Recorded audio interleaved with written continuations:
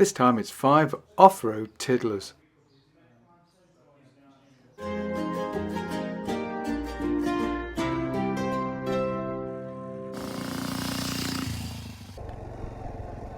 when I was young we used to get our kicks by riding around fields on old motorbikes. Now of course we were poor and we couldn't really afford very big motorbikes, but we had a hell of a time anyway, and we learnt an important lesson. And it's a lesson that riders throughout history have learned. A small, lightweight bike, even if it doesn't have a great deal of power, can get you into some surprisingly inaccessible places off-road. If the bike gets stuck in a hole, it's so light you can just pull it out again. And so it's the ultimate lesson. You don't need a lot of power to have a big amount of fun.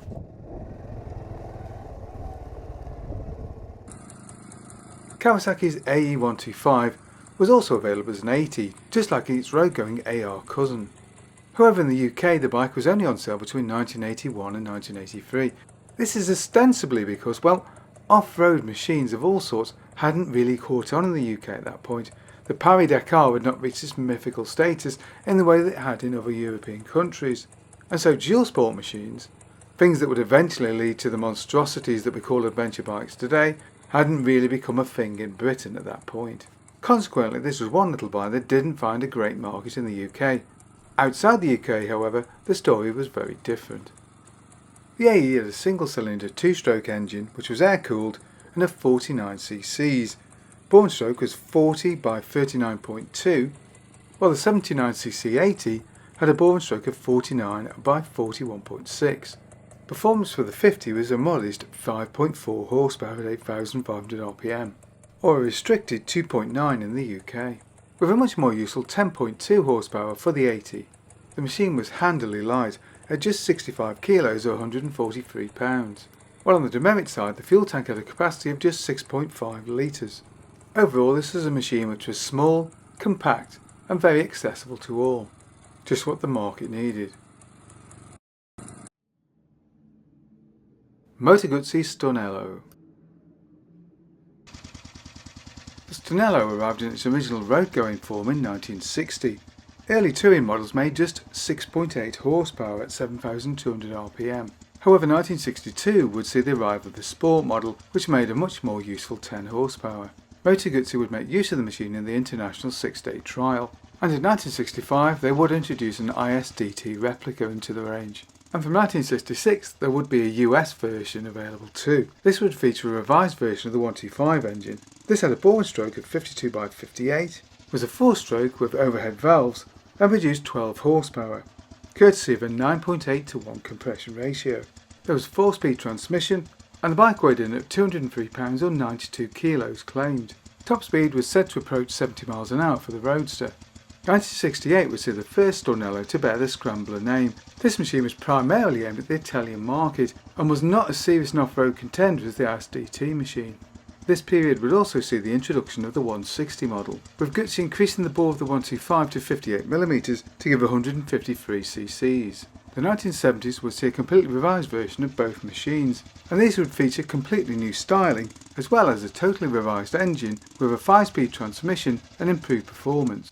The 125 claiming 13.4 horsepower at 7,400 rpm, and the 160 16.2 horsepower. But despite the improvements, the Italian motorcycle market was in decline, so sales of the new models did not match those of the previous bikes.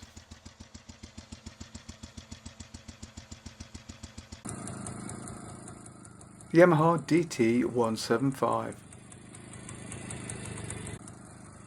Available as both a 125 and a 175, Yamaha's Enduro spec DT125 and 175 arrived in 1974.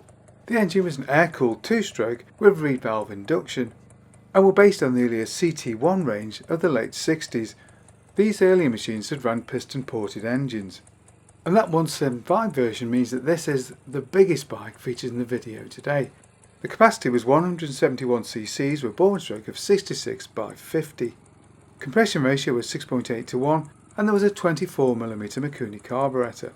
Peak power was 16.5 horsepower at 7,000 rpm, with around 13.5 for the 125. As ever, depended on spec given different territories.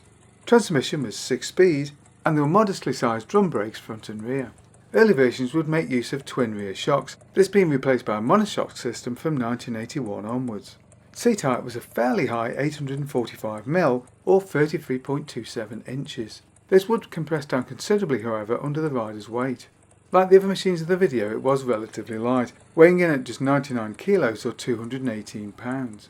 And in keeping with many similar machines of the period, the fuel tank was fairly small at just 7 litres. There was a CDI ignition system, but the electrical system ran just 6 volts, so lighting wasn't the best. Both the 125 and the 175 would run on into the early 80s, although the latter 125 would gain liquid cooling later in the decade. The Garelli Tiger Cross.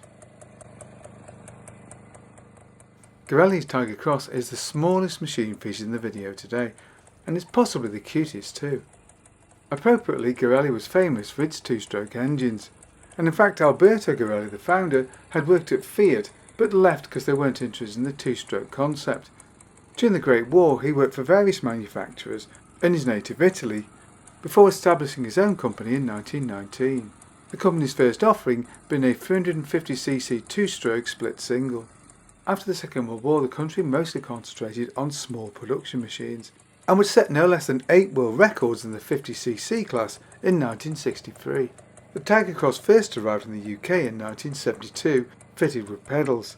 Unlike many of their Italian opposition, Garelli did not use the Minarelli engine, instead making use of a motor of their own design. This was a 49cc with a born stroke of 40/39, and with a claimed 6.2 horsepower on tap, it was said to be capable of just over 50 miles an hour.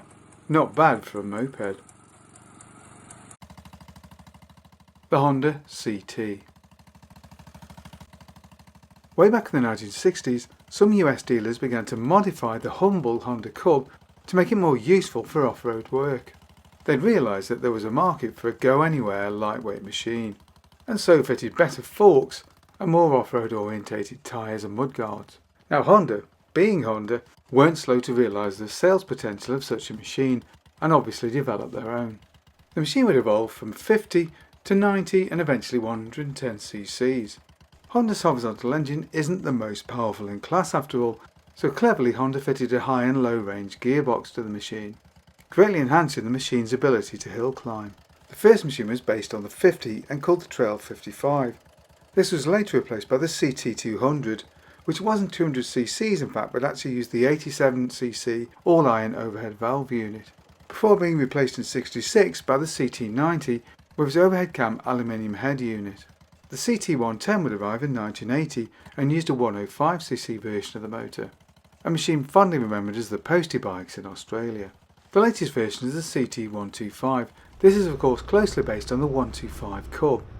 The engine is now fuel injected and performance is better than all the previous CTs, although it doesn't feature the high and low range gearbox of the earlier models.